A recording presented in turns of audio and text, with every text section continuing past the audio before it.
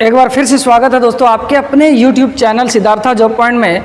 आज का टॉपिक है प्रीवियस ईयर हिंदी पेडागोजी जो 21 जनवरी 2022 को पूछा गया है। 21 जनवरी 2022 को पूछे गए पर्यावरण अध्ययन और पर्यावरण पेडागोजी और CDP दोनों का वीडियो हम अलग अलग बनाए हुए हैं, डिस्क्रिप्शन लिंक में आप देख सकते हैं। और ये सीरीज जो शुरू होगा यानी आने वाले दिसंबर 2022 में जो CTET का एग्ज़ाम होगा उस एग्ज़ाम के लिए हम तैयार आप लोग को कर रहे हैं क्या कि जो प्रीवियस ईयर CTET में पूछे गए 2021-22 के सवाल हैं उन सवालों का अलग अलग टॉपिक का वीडियो, जैसे CDP का प्रीवियस ईयर 21 जनवरी 2022, EVS 21 जनवरी 2022 प्रीवियस ईयर, उसी तरह जितने भी CBT हुए हैं, जितने भी आपका एग्ज़ाम हुआ है 2021-22 में, वो सारे प्रश्न, सारे प्रीवियस ईयर क्वेश्चंस जो हम कराने वाले हैं। तो जो अब तक चैनल को सब्सक्राइब नहीं किए हैं सब्सक्राइब कर लीजिएगा, बेल आइकन भी प्रेस कर लीजिएगा ताकि आने वाला हर वीडियो आपको एग्ज़ाम से पहले तक मिल जाएगा और आप अपने को एग्ज़ाम से पहले तक प्रिपेयर भी कर लीजिएगा। आज का टॉपिक बहुत इंपॉर्टेंट है, हिंदी पेडागोजी। और ये हिंदी पेडागोजी 15/15 यानी 15 पेडागोजी रहेगा। हालांकि आप जानते हैं कि हिंदी में 30 नंबर रहता है, 30 नंबर में से 20 आपका पैसेज से रहता है, 2 पैसेज 20 नंबर 10 नंबर हो गया, बच गया आपका 20 में से 15 पेडागोजी रहेगा, 5 आपका व्याकरण वगैरह रहेगा। तो 5 नंबर व्याकरण के लिए हम आपके लिए बहुत ज़्यादा समय बर्बाद नहीं करना चाह रहे हैं कि आपका भी समय बर्बाद हो। 5 नंबर यदि व्याकरण पूछता है तो व्याकरण का वीडियो हम नहीं बनाने वाले हैं, इसलिए कि व्याकरण आप अपने से भी पढ़ लेते हैं या थोड़ा बहुत भी समझ लेते हैं तो क्या होगा कि 5 में से 3-4 आप बना लीजिएगा। तो बेवजह आपके समय को हम लॉस नहीं होने देना चाह रहे हैं। और पैसेज भी पढ़कर आप पैसेज का यदि 2 पैसेज 10 नंबर रहेगा तो आप उसमें से 7-8 उठा ही लीजिएगा। तो पैसेज में भी हम आपका समय बर्बाद नहीं करेंगे। हम यहाँ सिर्फ हिंदी पेडागोजी को लेकर आएंगे और इसके पहले EVS पेडागोजी और CDP ये सभी प्रीवियस ईयर का लेकर आएंगे। तो आइए हम लोग देखते हैं पहला प्रश्न। जो ये प्रश्न होगा 21 जनवरी 2022 प्रीवियस ईयर जो CTET 2022 यानी 21 जनवरी 2022 को पूछा गया है 15 पेडागोजी, तो हम लोग उसका जिक्र करेंगे। पहला प्रश्न है, सभी बच्चे उन गतिविधियों द्वारा अभिप्रेरित होते हैं जिनकी योजना वयस्क द्वारा बनाई जाती है? बिल्कुल नहीं। जिनकी योजना बच्चों द्वारा बनाई जाती है, जो बच्चों के लिए अर्थपूर्ण होती है, जो अध्यापक के लिए अर्थपूर्ण होती है। बच्चे उसी चीज़ से अभिप्रेरित होते हैं जिस चीज़ में बच्चे इंटरेस्ट लेते हैं, रुचि लेती है, तो उसी चीज़ से अभिप्रेरित होती है। तो जब हम बच्चों के लिए अर्थपूर्ण बनाएंगे हम कोई भी गतिविधि तो बच्चे उससे अभिप्रेरित होंगे और वो बेहतर सीखेगा। तो इसका आंसर क्या हो गया? Option number 3। अगला सवाल है, प्राथमिक स्तर पर किसी गतिविधि या किसी खेल के लिए अनुदेशन दिया जाना चाहिए। प्राथमिक स्तर, और जैसे कि आप लोग जानते हैं कि प्राथमिक स्तर 1 to 5 को ही कहा जाता है, तो 1 to 5 के बच्चों को हम किसी गतिविधि या किसी खेल के लिए अनुदेशन दिया जाना चाहिए। हम कैसे देंगे? बच्चों की घर की भाषा या मातृभाषा में, द्वितीय भाषा या अंग्रेजी में? बिल्कुल नहीं। विद्यालय की भाषा या राज्य की भाषा में? बिल्कुल नहीं। शिक्षक की भाषा या अनुदेशन के माध्यम से? शिक्षक अपने भाषा में देंगे तो पता नहीं, बच्चा तो समझेगा ही नहीं कुछ। यानी पेडागोजी क्या कहता है कि बच्चों के लिए सरल हो सीखना, बच्चों के लिए सीखना सरल हो, इसलिए बच्चों को उनकी भाषा में जब हम बताएंगे तो वो क्या होगा, ज़्यादा अच्छे से वो समझ पाएगा। इसलिए बच्चों की घर की भाषा या मातृभाषा में। तो इसका आंसर हो गया ऑप्शन नंबर 1। अगला प्रश्न है, निम्नलिखित कथन के संदर्भ में कौन सा विकल्प सही नहीं है? कविता, गीत एवं मंत्र वे तरीके हैं जिनसे बच्चे को कविता पढ़ा रहे हैं, गीत सिखा रहे हैं, गीत गाने कह रहे हैं, मंत्र बोलवा रहे हैं। तो ये क्या है जिनसे बच्चे क्या होते हैं, शब्द या शब्द का संरचना रटते हैं? रटना शब्द तो बिल्कुल नकारात्मक चीज़ है पेडागोजी में। एकदम ये याद रख लीजिएगा कि रटना, कंठस्थ करना ये सब कभी होगा ही नहीं। तो शब्द एवं वाक्य संरचना रटते हैं? बिल्कुल नहीं। उच्चारण का अभ्यास करते हैं? बिल्कुल नहीं। विषय वस्तु के माध्यम से व्याकरण सीखते हैं? जब हम कविता बुलवाएंगे बच्चों को या फिर हम मंत्र सिखाएंगे या गीत सिखाएंगे, क्या होगा, कुछ व्याकरण के नियम विषय वस्तु के माध्यम से हम व्याकरण को सिखाते हैं। यानी शब्द संपदा बढ़ाते हैं, ये भी नहीं। तो इसका सटीक आंसर क्या हो जाएगा, विषय वस्तु के माध्यम से व्याकरण सीखते हैं, ऑप्शन नंबर 3। अगला प्रश्न है, शिक्षक बच्चे का आकलन करता है या करती है? यह ज्ञात करने के लिए कि कक्षा में कौन भाषा का श्रेष्ठतम उपयोग करता है, श्रेष्ठतम। तो इसलिए हम आकलन नहीं करते हैं, हम शिक्षक इसलिए आकलन नहीं करते हैं कि बच्चे का भाषा श्रेष्ठतम उपयोग कौन करता है। दूसरा, यह पता लगाने के लिए बच्चे को सीखने में कहाँ कमी आ रही है। तीसरा, बच्चों को उनके आगे के अधिगम के लिए सहायता प्रदान करने हेतु योजना बनाने के लिए। देखिए, ये हो सकता है, ऑप्शन नंबर 2 भी हो सकता है, यह पता लगाने के लिए बच्चों को सीखने में कहाँ कमी आ रही है। हम आकलन क्या होता है कि जैसे हम किसी चीज़ को गौर करते हैं, नोटिस करते हैं कि बच्चा किस किस एक्टिविटी को किस किस तरह से कर रहा है, कोई काम कैसे कर रहा है, तो हम ऑब्जर्व कर रहे हैं, उसका आकलन कर रहे हैं। और जब हम आकलन करेंगे तो सीखने के क्रम में हम आकलन कर सकते हैं, लेकिन यहाँ पर बच्चों का सिर्फ कह रहा है आकलन के लिए, यानी बच्चों का हम आकलन करते हैं कि उसका एक्टिविटी क्या है, उसका बिहेव कैसा है।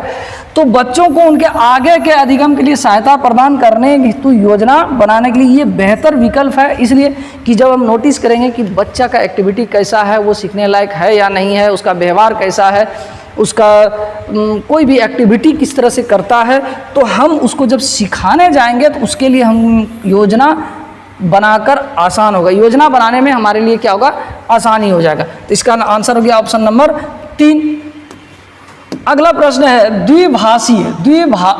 द्विभाषीय बच्चे या 2 भाषा जानने वाले बच्चे किसी से बात करते समय प्राय एक भाषा के शब्दों का प्रयोग करते हैं, ये क्या कहलाता है? कोई भाषा है, दो भाषा वो जान रहा है, 2 भाषा वो जान रहा है, लेकिन वो प्रयोग एक ही भाषा कर रहा है, तो ये चीज़ क्या कहलाता है? ऑप्शन देखते हैं, संकेत बदलना, संकेत मिश्रित करना, बहुभाषिकता, दक्षता स्तर। बहुभाषिकता तो नहीं होगा क्योंकि वो बहुभाषा का उपयोग कर नहीं रहा है। संकेत मिश्रित वो कर नहीं रहा है, यदि दोनों भाषा मिश्रित करते हुए बोलता तो संकेत को मिश्रित करता। दक्षता स्तर एक भाषा का है, दूसरे भाषा का नहीं है, यानी क्या होगा कि वो संकेत बदल रहा है, अपना संकेत बदल रहा है। तो इसका आंसर हो गया ऑप्शन नंबर 1। अगला प्रश्न है, बच्चा अपने लिखने की शुरुआती यात्रा आड़ी तिरछी रेखाएं बनाकर करते हैं। हम लोग को भी याद है, स्लेट पेंसिल में जब करते थे तो जहाँ तहाँ घिसते थे, यानी आड़ी तिरछी रेखा का प्रयोग करते थे। तो ये चिन्ह क्या कहलाता है? चित्रकारी नहीं, कीरम कांटे, ये थोड़ा मिस्टेक हो गया यहाँ, कीरम कांटे। तीसरा, लिखना स्वयं की वर्तनी। देखिए, ये स्वयं की वर्तनी हो सकता है कि बच्चे जो, हालांकि वो वाइगोत्स्की वाला में सीडीपी में है, तो कीरम कांटे क्या होता है? गुदागादी क्या होता है? जहाँ तहाँ घिसना चीसना, तो ये चीज़ कहलाता है। तो ये चिन्ह क्या कहलाता है? कीरम कांटे यानी गुदागादी, यानी गोदना जिसको कह रहे हैं कि जहाँ तहाँ गोज गाज रहा है, तो ये कीरम कांटा हो गया। इसका आंसर ऑप्शन नंबर 2। अगला प्रश्न है, निम्नलिखित में से कौन सा एक कौशल बच्चों को उनका हस्तलेखन विकसित करने में सहायता करेगा? कई प्रश्न जो है ना रिपीटेड हैं, कई वर्ड जो है सीडीपी का रिपीटेड होता है। हस्त कौशल क्या होता है? जब वो अपने से हस्तलेखन, हस्त मतलब हाथ होता है, लेखन मतलब लिखना। तो कह रहा है कि निम्नलिखित में से कौन सा एक कौशल बच्चों को उनका हस्तलेखन विकसित करने में सहायता करेगा?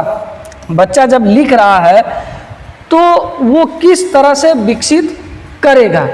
अलमारी में कपड़ों को फैलाना, अलमारी में कपड़ा फैला देगा तो क्या होगा कि वो उंगली पर उसका पकड़ नहीं होगा।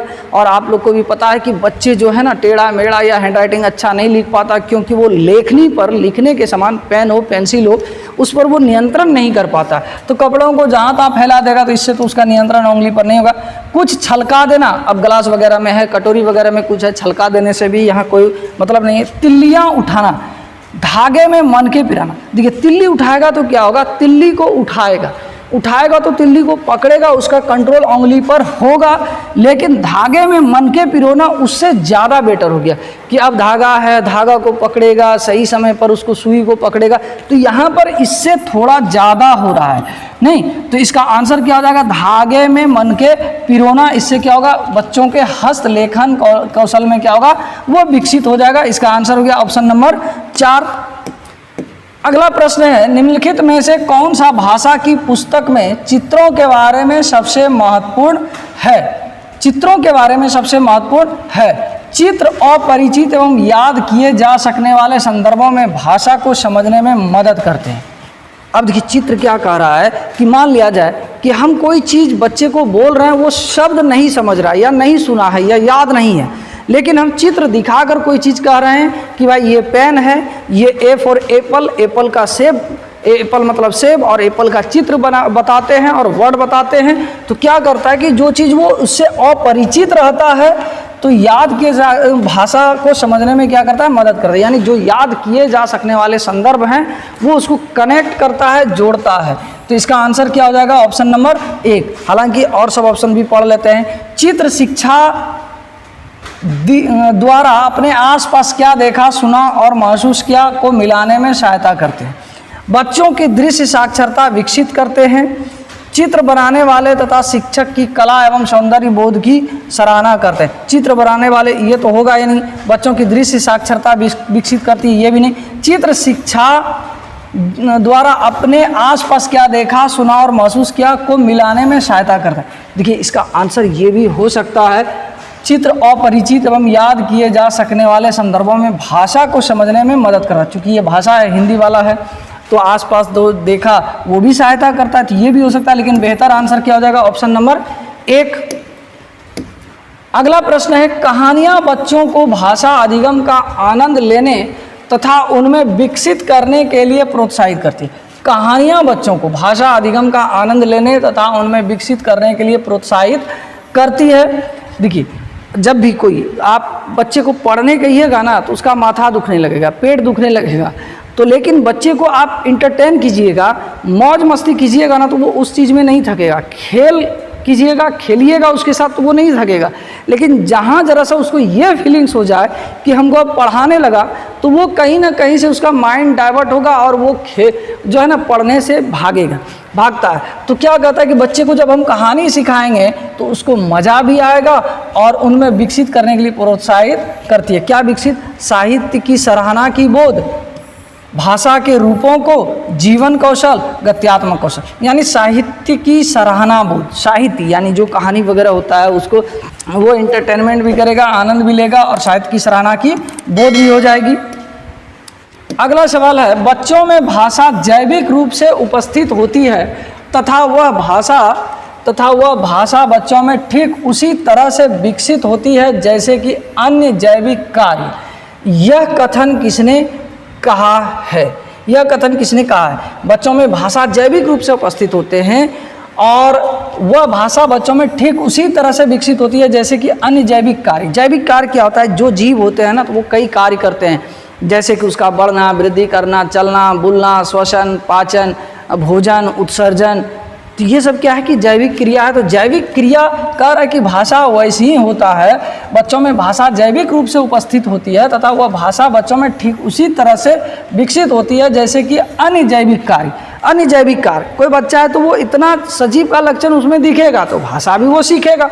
तो उसी इतना इम्पोर्टेंट बता दिया। तो ये किसने कहा है? तो ये हो जाएगा क्या, ये चॉम्स्की ने कहा है। याद रखिएगा ये नोम चॉम्स्की ने यह कहा है।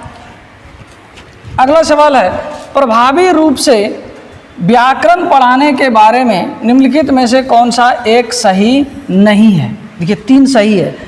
वास्तविक संप्रेषण के रूप में प्रस्तुत करना, व्याकरण एक वास्तविक संप्रेषण नहीं होता है।